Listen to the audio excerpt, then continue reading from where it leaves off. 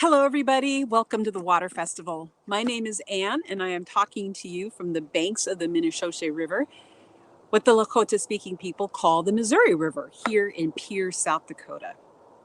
Today, we're going to be talking about water temperature, and we're going to be using Discoveries at Willow Creek, which is available at globe.gov if you look at the elementary globe site. We'll also be using a thermometer. Later on, we'll be getting out our jar of river water. If you're a teacher and you want a classroom set of these, you have to supply your own water. The information is in the show notes, and unfortunately, this is available only to South Dakota teachers.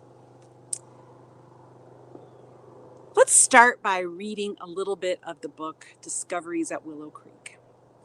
In the book, there's a group of students, and they're going on a field trip to Willow Creek, and it's the spring, and they had gone there the prior fall. And they're noticing some of the changes that had taken place in their absence. So if you go to page 15, I'll read on page 16. And here we're picking up where they're looking at some of the changes that had happened. So Dennis and his group decided to check the water temperature. He stuck his finger in the creek. "Yikes," Dennis exclaimed. "I don't remember the water being this cold when we were here last fall." He pulled out his journal and found the entry where he recorded the water temperature on his last field trip. I wrote down that the water felt warm and it measured 24 degrees Celsius. You can see right there. But that time, we measured the water temperature in one of those pools of still water along the side of the creek. That'll make sense if you read the whole book. Those pools are gone now, so we will have to measure the temperature in the flowing water. So here they are right down by the side of the river or the creek. They looked through Hannah's bag of supplies and found a thermometer. This time, when they measured the water temperature, it was... Can you look at this thermometer and take a guess? Yeah, it was 10 degrees Celsius. Dennis figured out it was 14 degrees colder than it was in the fall. And if you look on this page, you can see the math problem.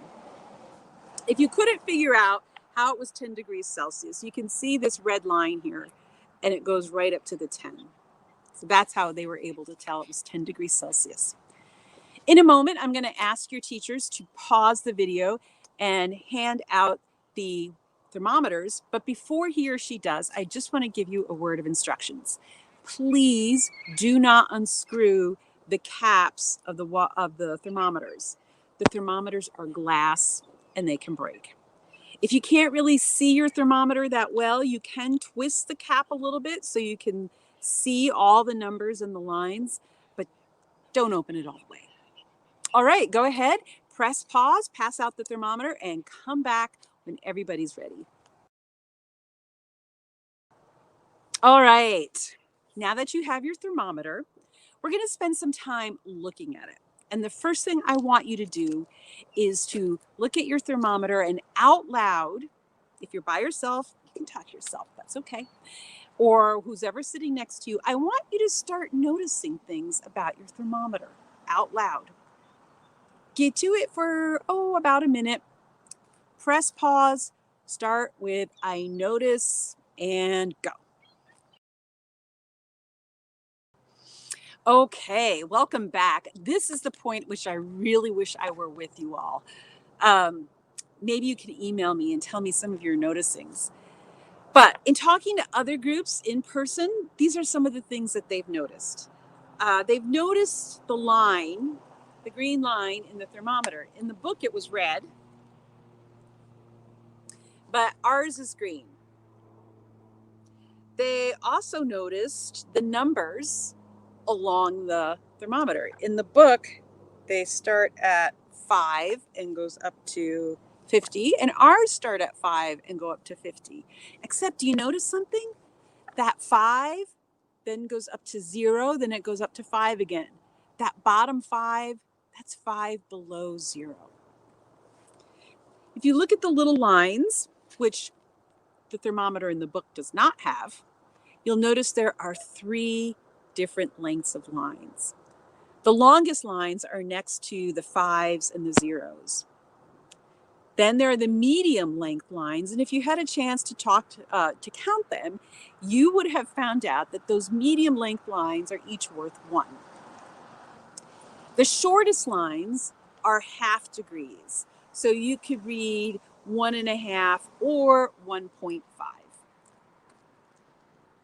You may have noticed that at the very top, where there should be a 5 to represent 45, it actually says circle degrees C for Celsius. And if you're wondering, why are we using Celsius? I normally take my temperatures in Fahrenheit. Good question. The reason this is a Celsius thermometer is because we're using it for science. And scientists all around the world use Celsius. We want to make sure when we're talking to another scientist that we're not saying 0 degrees Fahrenheit and they're saying 0 degrees Celsius, because they're kind of different things. So we're going to all use Celsius in science. Okay. The next thing we're going to do is learn how to take air temperature now that you know all the parts of your thermometer. Now, there's a secret to it. One is if you are holding your thermometer like this, you're going to have to stop.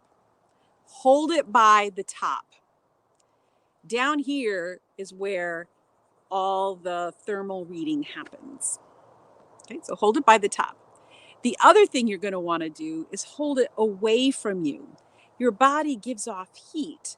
So we want to make sure our thermometers are far enough away from us that they're not picking up our body heat. And for this reason, we also have to hold it up away off the ground or the floor. On a sunny day, there's heat coming up off the ground. We want to make sure we're not getting any of that heat in our temperature reading either.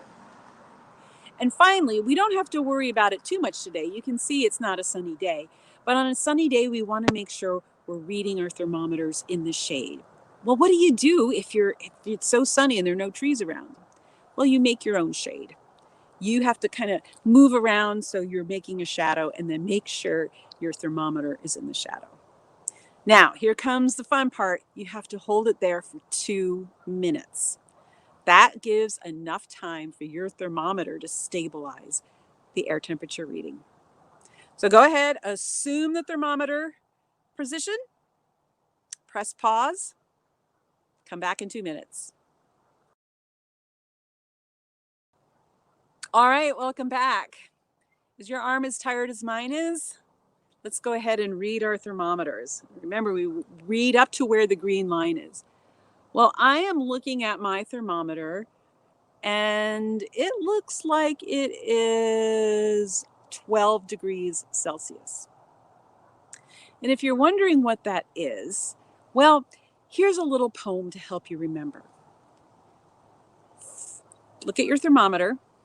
30 is hot on this thermometer. 20 is nice. Now, if you remember in the book, the water temperature was 24 degrees, and he said it was warm, so that's somewhere between hot and nice. 30 is hot, 20 is nice. Go down to the 10 is chilly, 0 is ice. 0 is ice is just the temperature at which water freezes. So my thermometer is 12 degrees, somewhere between 20, nice, and 10, chilly. 12 is closer to chilly, so yeah, it is a little chilly. Now that we know how to read air temperature, let's read water temperature. Go ahead, pause the video, go get your water, I'll get mine, and I'll meet you back here.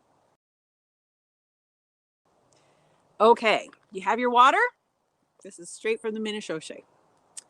What you're going to do is you're going to take your thermometer, and if you were out by a river, you'll notice mine is on a string. So if I were to drop it, it wouldn't drop into the river and get washed away, and it wouldn't break. So even if you're doing this over the floor, it's sometimes good to have it on a string. I'm going to put it in, and I'm going to hold it and stir it for 2 minutes. We're going to be careful not to touch the sides of the container, partly because we don't want the thermometer to break. Remember, it is glass. And partly because we don't want to get any of the heat from the container if that's a different temperature. We don't want that on our thermometer. We just want the water temperature. So go ahead, press pause, stir for 2 minutes. Okay, welcome back. Well, my water temperature is definitely colder than my air temperature. I am reading it as 6.5. If you remember in our story, the water temperature of Willow Creek was 10. So 6.5, of course, is chillier than 10. And let me touch it. Oh yeah, that's definitely chilly. I don't think I'd want to swim in it. Hold on a second. Okay, I'm back. One of the things I want you to do is read the entire book and see if you can't find the clues that explain why the water is so much colder in the spring than it is in the fall. That's a kind of a fun mystery. Now that you know how to use a thermometer, you are equipped to go out and to collect more data about water, about air, about all kinds of different phenomena. Please feel free to email me and tell me about your explorations and your scientific discoveries. Thank you for participating in the Water Festival. We'll hope to see you at another session.